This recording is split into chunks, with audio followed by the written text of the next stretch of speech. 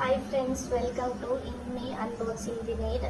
வாங்க நம்ம இப்போ எப்படி ஜிஞ்சர் கார்லிக் பேஸ்ட் பண்ணலான்னு பார்க்கலாம். இங்கே யூஏஇல வந்து ஜிஞ்சர் கார்லிக் பேஸ்ட்டு சீக்கிரமாக க்ரீன் ஆகிடும்.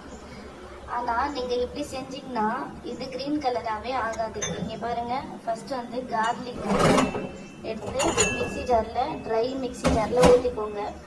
தண்ணி இருக்கக்கூடாது. அப்புறமா வந்து ஜிஞ்சரும் போட்டுக்கோங்க.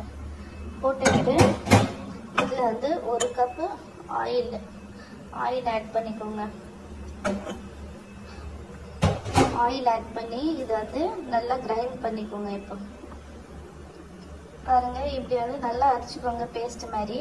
அப்புறமா ஒரு ட்ரை கண்டெய்னர் ஒன்று எடுத்துக்கோங்க.